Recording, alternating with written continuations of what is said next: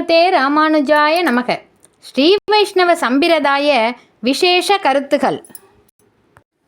பண்டை நான்மறையும் வேள்வியும் கேள்வி பதங்களும் பதங்களின் பொருளும் தானாய் நின்ற எம்பெருமான் திருவருளால் ஸ்ரீ வைஷ்ணவ தீபமேற்றி ஸ்ரீ வைஷ்ணவ தத்துவங்கள் கருத்துகள் விசேஷமாகவும் அநேகமாகவும் கண்ணாடியைப் போன்று காட்டப்பட உள்ளன.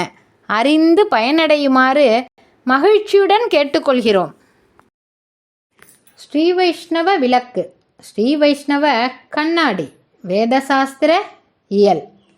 வைஷ்ணவர்கள் பாதரட்சை செருப்பு அணிந்து கொண்டு தமிழ் வேதம் ஓதிக்கொண்டு தெருவழி செல்லலாமா?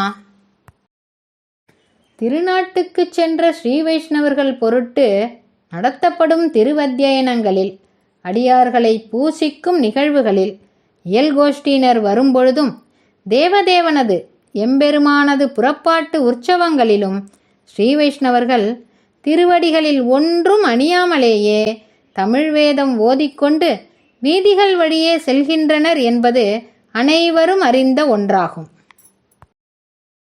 ஆகையால் செருப்பு, சட்டை முதலியவைகள் அணிந்து கொண்டு தமிழ் வேதம் ஓதவும் கூடாது, சந்தை முறைகளில் கற்றுக்கொள்ளவும் கூடாது. எப்போதும் கை கால்களை சுத்தம் செய்து கொண்டு உடற் தூய்மையோடும் உள்ள தூய்மையோடும் தமிழ் வேதத்தை கற்று தெளிய வேண்டும். தமிழ் வேதத்தை எப்படி ஓதல் வேண்டும்? தமிழ் வேதம் ஓதி உணர்ந்து சான்றோர்களான பெரியோரை அடுத்து அனுவர்த்தித்து அவர்தாம் முன் சந்தை சொல்ல ஓதுவார். ஒவ்வொரு சந்தையும் 3 தரம் சொல்லி ஓதுதல் வேண்டும்.